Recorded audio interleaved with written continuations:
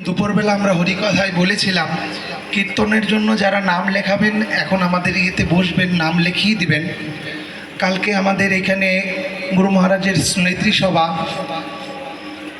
দূর দূরান্ত থেকে অনেক জ্ঞানী গুণীজন সাধু ভক্তগণ আসবেন।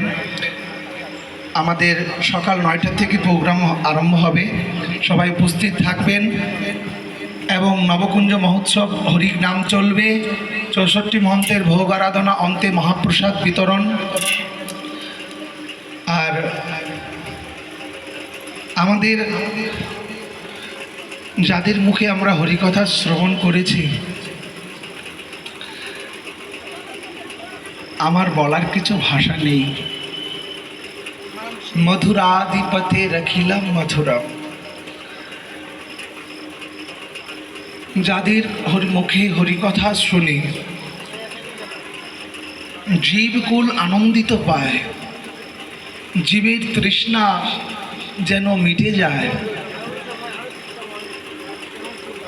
পিবত ভাগবতম রসমালয়ম মুহুর্হু রসিকা ভুবি ভাবুকা। ওই রস আস্বাদন করলে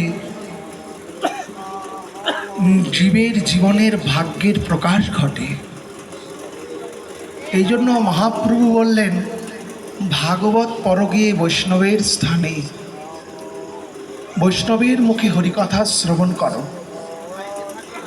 বাস্তবিক আমাদের ভাগ্য এহেন জনগণের মুখে, আমাদের এহেন আচার্যগণের মন।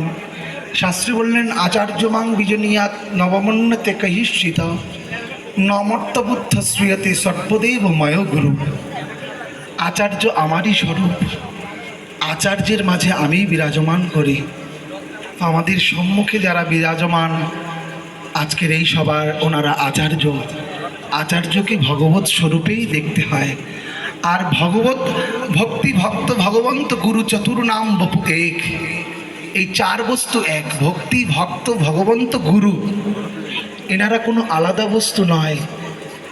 এই জন্য এহেন ভাগবতগণের মুখে হরিকথা শুনলেই জীবের জীবনের ভাগ্যের প্রকাশ ঘটে। হরিচরণে ভক্তি উপজয়। বীরাম্বীরের রাজাকে যখন শ্রীনিবাসাচার্য প্রভু কৃপা করেছিলেন, আচার্য প্রভুর চরণে বীরাম্বীর রাজা একটি পদ রচনা করেছিলেন। সেখানে বলছিলেন, আমি করিতু গরল প্রাণ এবেল ডাহিন বাম, আমায় দেখাইলে অমিয়ার ধাম। আমায় পিব পিব করে মন, সবে লাগে উচাটন, এমতি তোমারও ব্যবহার। গুরুদেব, তোমার এহেন করুণা, আমি কোথায় ছিলাম, কোথায় এনেছ, এই একমাত্র তোমারই করুণা। শ্রীগুরু চরণে রতি সেই সে উত্তম গতি, যে প্রসাদে পুরে সর্ব আশা। বীরাম্বীরের রাজা ভক্ত, বিষ্ণুপুরের রাজা, তিনি ভক্ত হয়ে গেলেন। তিনি বললেন, পিব পিব করে মন, সবে লাগে উচাটন, এমতি তোমার ব্যবহার। হে গুরুদেব, তুমি আমাকে এমন করে দিলে, এমন করুণা কৃপা আমার অন্তরে প্রবেশ করে দিলে।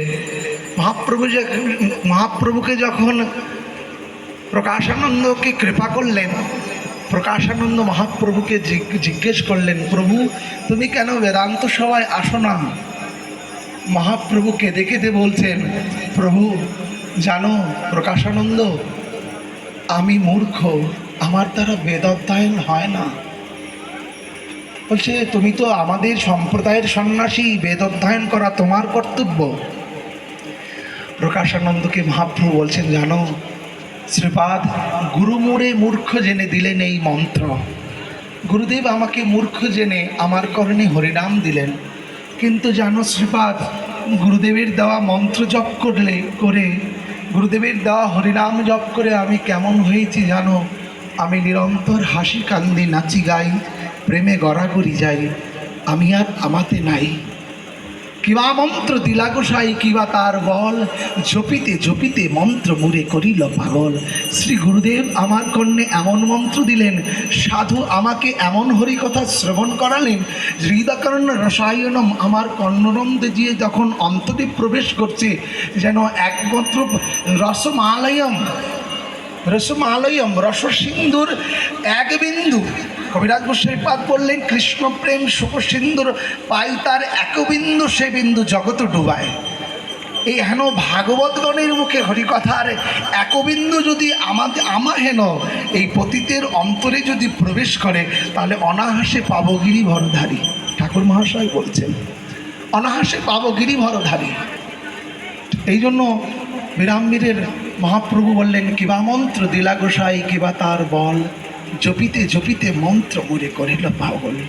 বাস্তবিক যারা সদ্গুরুদেবের কৃপা পায় তাদের জীবনটিও ধন্য। পূজ্য দাদাজিদের শ্রী গুরু মহারাজ পূজ্যপাত শ্রী শ্রী রাধাকুণ্ডের মহান্ত অনন্ত দাস বাবাজি মহারাজ, আমরা ছোটোর থেকেই ওনার রাধাকুণ্ডে নিয়ম সভায় হরিকথা শ্রবণ করেছি। বাস্তবিক মহাত্মাগণের আচরণ, মহাত্মাগণের আদর্শ আমাদের জীবনের জন্য সম্পদ, যার দ্বারা আমরা চলতে পারি। তাদের আদর্শগুলো আমাদের জন্য সংবিধান। আমি ছোট ছিলাম, গুরুদেবের সাথে যেতাম প্রত্যেক দিন নিয়ম সেবার মাসে 1 মাস হরিকথা শ্রবণের। এবং বাবাজি মহারাজ আগে মীরা মনোরঞ্জন ধর্মশালায় তিনি রাত্রিতে উনি পাঠ করতেন, সেই সময় যেতাম। এত সুন্দর দেখেছি, বাবাজি মহারাজের একটা রুমাল থাকতো, কখনো কখনো ওই রাধার রস সুধানিধি বলতে গিয়ে থেমে যেতেন, কখনো কখনো বলতে গিয়ে থেমে যেতেন, আবার একটু পরে আবার আরম্ভ করতেন।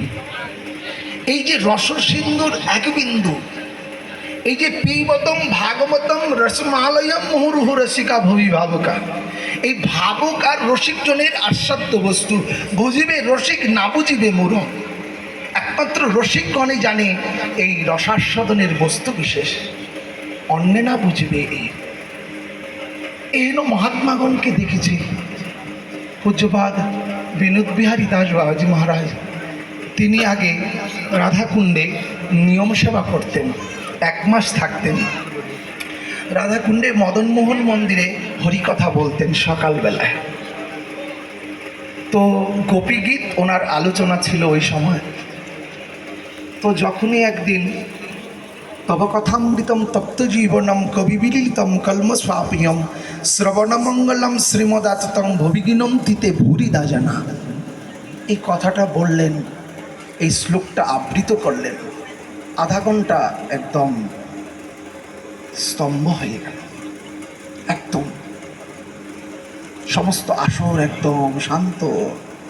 আধা ঘন্টা পরে ওনার স্মৃতিতে আসলেন, তখন বললেন ক্ষমা করবেন আমি আমার এই দৃষ্টতার জন্য। পূজ্যপাদ নন্দলাল দাস বাবাজি মহারাজ, কার কথা বলবো? শ্রী গুরু করুণায় ছোট থেকে দর্শন হয়েছে, কিন্তু কিছু হয়নি। অনেক মহাজনগণকে দেখেছি, তাদের আচরণ। চন্দ্র সরোবরে একজন সাধক ছিলেন, খুব সিদ্ধ মহাপুরুষ, পণ্ডিত গায়াপ্রসাদ দাসজির শিষ্য ঠাকুরদাস বাবা মহারাজ। এই দাসের অনেকবার দর্শনের সৌভাগ্য হয়েছে। তৎকালীন সময়ে সিদ্ধ মহাপুরুষ ছিলেন। যদি উনি অসুস্থ শরীর রয়েছেন, অসুস্থ শরীর, কিন্তু ভজনের প্রতি তাদের তীব্রতা, তিতিক্ষৈব, ভাগবত বললেন তিতিক্ষৈব কারণিকা সরিদ সর্বদেহী নাম অজাত শত্র বশান্ত সাধব সাধু ভূষণা। সাধুর ভূষণ হচ্ছে এই বস্তু। আমার সামনে একবার বিনোদ বাবা মহারাজ, তো উনি সারা জীবন অন্ধকার কুঠিয়াতেই ভজন করছেন, চন্দ্র সরোবরের তীরে থাকতেন। ওনার সেবক যিনি, তিনি এখন আছেন। তো বাবাজি মহারাজ একটি অন্ধকার ঘরে থেকে ভজন করেন, ওই কখনো দীপ জ্বালিয়ে ওই রাত্রিতে ভজন আর গ্রন্থ আস্বাদন। তো একদিন বিনোদ বাবা মহারাজ তিনিও চন্দ্র সরোবরে কিছুদিন ভজন করেছিলেন। তো ওনার ওই অবস্থা দেখে এক ভক্তকে দিয়ে একটি হেরিকেন এনে দিয়েছেন। তো উনি এক সেবককে দিয়ে পাঠিয়েছেন হেরিকেন। হেরিকেনটি যখন দিয়েছেন বললেন, এই হেরিকেন কেন এনেছেন? হেরিকেনটি কেন এনেছেন? বলে, পূজ্যপাদ বিনোদ বাবা মহারাজ দিয়েছেন। বলছেন, ও আচ্ছা আচ্ছা, তাই? আমার অহভাগ্য বাবাজি মহারাজ আমাকে দিয়েছেন। পরের দিন সেই হেরিকেনটি নিয়ে বাবার কাছে গেলেন। বাবা, রঘুনাথের ভজন যেন পাষাণের রেখা নেই, রঘুনাথের ভজন যেন পাষাণের রেখা নেই। রঘুনাথ দাস গোস্বামী পাদ বয়স হয়ে গেছিলেন, তারপরও শিষ্যগণ ভক্তগণ তাকে নিয়ে ওই দণ্ডবোধ করতেন রাধাকুণ্ডকে। কত তার নিষ্ঠা, প্রগাঢ় নিষ্ঠা, নিষ্ঠা নয় প্রগাঢ় নিষ্ঠা। বাবাজি মহারাজের কাছে হেরিকেনটি নিয়ে বললেন, বাবাজি মহারাজ আপনি দিয়েছেন, এটা আমার জন্য ভাগ্য, কিন্তু বাবাজি মহারাজ আমার 50 বছরের নিয়মটাকে আমি কি করে ত্যাগ করে দেই? আমার 50 বছরের নিয়মটাকে আমি কি করে ত্যাগ করে দেই? তখন বাবা মহারাজ বুঝতে পারলেন, বললেন, ঠিক আছে বাবা। হেরিকেনটি নিলেন না। কত আদর্শ এই ব্রজের মহাত্মাগণের আদর্শ! শ্রী গুরুদেবের কথা বলার আমি কি বলবো, আপনারা সব জানেন। আমার পরমারাধ্য শ্রী গুরুদেব শ্রী শ্রী 108 মহন্ত মুরারিদাস বাবাজি মহারাজ, ওনাকে একসময় উনি অনেক বৈষ্ণবগণের সেবা করেছেন। যখন আমাদের মুরারিমোহনে কিছু ছিল না, তখন সমস্ত বৈষ্ণব জগৎ জানেন, আমার কিছু বলার নেই। বাবাজি মহারাজ সেবা ছিলেন ওনার হচ্ছে প্রাধান্য। যখন বাবাজি মহারাজের দীক্ষা হলো, গুরুদেবের রাধাকুণ্ড তটে বসে দীক্ষা হলো। দীক্ষা হওয়ার আগের পূর্বের ঘটনা,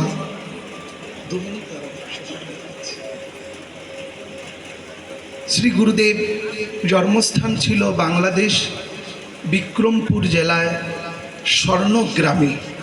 ওইখানে গদাধর পণ্ডিতের শিষ্য কাষ্ঠকাটা জগন্নাথ আর হচ্ছে আরেকজনের নামটা মনে আসছে না, পুষ্পগোপাল, গদাধর পণ্ডিতের 2 শিষ্য ওনার জন্মস্থান ছিল। সেই গ্রামে গুরুদেবের জন্ম। গুরুদেব খুব সম্ভ্রান্ত ধনী জমিদার ঘরের সন্তান ছিলেন, কিন্তু এত সম্ভ্রান্ত ছিলেন, কিন্তু ওনার বাবা ওনার মা ছিলেন পরম বৈষ্ণব। বাড়িতে রাধারমণ লাল বিগ্রহ প্রতিষ্ঠিত। ছোট থেকেই ওনার বাবা ওনাদেরকে এমন শিক্ষা দিতেন, আজও বিক্রমপুর অঞ্চলে ওনার বাবার নাম বললে সবাই ওনাকে সাধু বলে ডাকত। ওনাদের বাড়িটা এমন ছিল, সাধুর বাড়ি বলে সবাই জানত।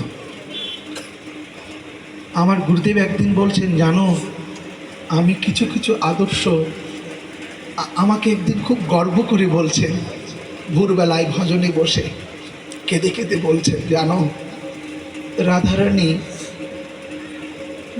নিজেদের কথার মাঝে বলছেন, বলে দেখো রাধারানী যেমন বলতেন, বাপ ও শ্বশুর কুলো উচ্চ 2 সমকুলো, তাহে বলায় কুলেরও কামিনী।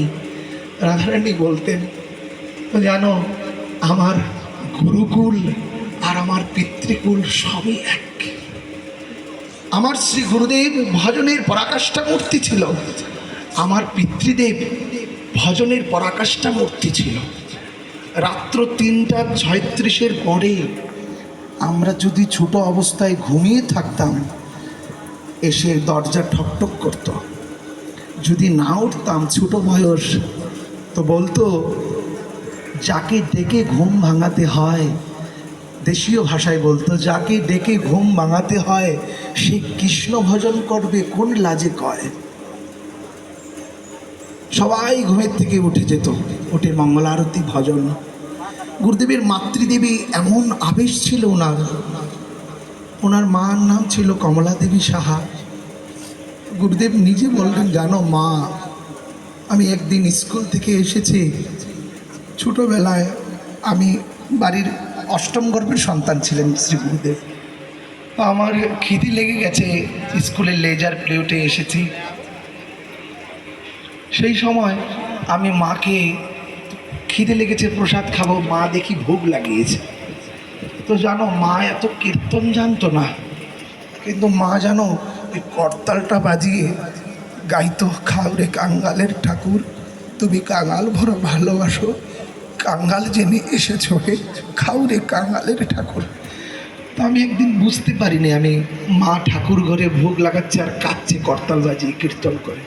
তা আমি এসে মা মা প্রসাদ দাও। আমার বাবা আমাকে ডেকে নিয়ে গেছে, নিয়ে বলছে, মাধব তোমার মা এখন ভজনে আছে, তাকে ডিস্টার্ব করো না, তাকে কাঁদতে দাও। বলে জানো, আমার বাবা মা এমন আদর্শ ছিল, বললে তো শেষ নেই। কিন্তু জানো, এক সময় আমি ভক্ত তো ছিলামই, আমি একটু বিষয় নিয়ে মেতে গেছিলাম, ব্যবসা বাণিজ্য ছিল সব কিছু। আমার বাবা একদিন রাত্রিবেলায় আমাকে ডাকলেন, বিষয়ে মেতে দেখে বলছে, মাধব তুমি এত বিষয়ে মেতে যাচ্ছ, ভজন তুমি কখন করবে? তোমার জন্য ভজন বিষয় মাতা নয়। রাত্রিবেলায় ওই কথাটা আমার জীবনের একটি সঞ্জীবনী ছিল। তখন আমি বললাম, বাবা আপনি আশীর্বাদ করুন, আমি তো এখনো পর্যন্ত দীক্ষা হয়নি, দীক্ষার জন্য তো মনে মনে ভাবি, কিন্তু আমার তো দীক্ষা হয়নি। তখন ওনার পিতৃদেব বললেন, মাধব দীক্ষা যদি নিতে চাও, গুরুদেবের পূর্ব নাম ছিল মাধব, দীক্ষা যদি নিতে চাও তাহলে বৃন্দাবনে চলে যাও, বৃন্দাবনে নিষ্কিঞ্চন কোনো নিত্যানন্দ পরিবারের নিষ্কিঞ্চন মহাত্মার থেকে দীক্ষা দাও, দীক্ষা নাও, তোমার জীবনের কল্যাণ হবে, তোমার জীবনের কল্যাণ হবে। তৎকালীন সময়ে শ্রী গুরুদেব বাংলাদেশ ইস্কনের প্রথম সময় সূচনা, ইস্কনের প্রভুপাদ ছিলেন তখন। সেই সময় অবস্থায় গুরুদেব ফার্ম গেটে, তখন ওনাদের তেজকনি পাড়ায় একটি বাসা ভাড়া নিয়ে ওনাদের মন্দির আরম্ভ হয়েছে। সেই সময় ইস্কনের ব্রহ্মচারীরা যারা ছিল সবাই ওনাদের বাড়িতে গিয়ে প্রসাদ পেতেন এবং প্রসাদ ওনাদের বাড়ির থেকে নিয়ে আসতেন। সেই সময় তখনও যখন মন্দির ছিল না। তো সেদিন রাত্রিবেলায় গুরুদেব খুব কাঁদতে থাকেন। আমার বাবা এই কথা বললেন, ভাবতে ভাবতে শুয়ে পড়লেন। রাত্রিতে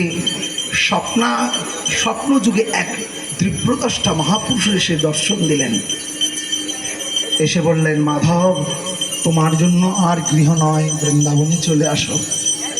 সেই স্বপ্নদাতা মহাপুরুষ কে তিনি তো জানেন না। 2-4 দিনের মাঝেই তিনি নবদ্বীপে চলে গেলেন। বর্তমানে যে আমাদের মন্দির চটিরমাঠ মন্দির, সেই মন্দিরটা ওনাদেরই পূর্ব পরম্পরার বাড়ি ছিল। তো সেখানে চলে গেলেন, সেখান থেকে ওনার এক ভাইকে দিয়ে বৃন্দাবনে চলে গেলেন। তো বৃন্দাবনের ভাষা কি, আমি সময় সংক্ষিপ্ত করছি, বৃন্দাবনের ভাষা কিছু জানেন না।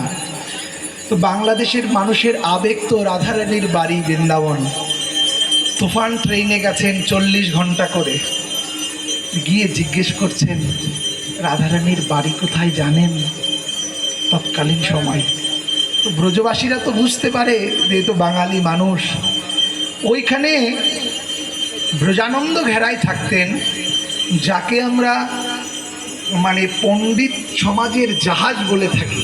পণ্ডিত দীনশরণ দাস বাবাজি মহারাজ পণ্ডিত শিরোমণি ছিলেন, আজও যাকে এত শাস্ত্র এত গ্রন্থ পারাঙ্গত ছিলেন তিনি। ওনার শিষ্য ছিল ব্রজানন্দ ঘেরায় করুণা সিন্ধু দাস বাবা। করুণা সিন্ধু বাবার শিষ্যগণ কয়েকজনের সঙ্গে দেখা হয়, তারা সিলেটের ছিল। করুণা সিন্ধু বাবার সিলেটে বাড়ি, দীনশরণ বাবার সিলেটে বাড়ি। সেখানে ওরা শুনতে পায় এই বালক তো বাঙালি, এ তো হিন্দি কথা জানে না। তারা বললেন, আমরা আমাদের গুরুদেবের কাছে যাব, চলো। তখন ওই ব্রজানন্দ ঘেরায় গিয়ে করুণা সিন্ধু বাবার চরণে আশ্রয় নেয়। এই জন্য কৃষ্ণ ভক্তি দূরে রহে সংসার না যায় ক্ষয়, মহৎ কৃপা বিনা কোনো কার্যে সিদ্ধি নয়। গুরু কৃপা পাওয়ার আগেও মহৎ কৃপার প্রয়োজন।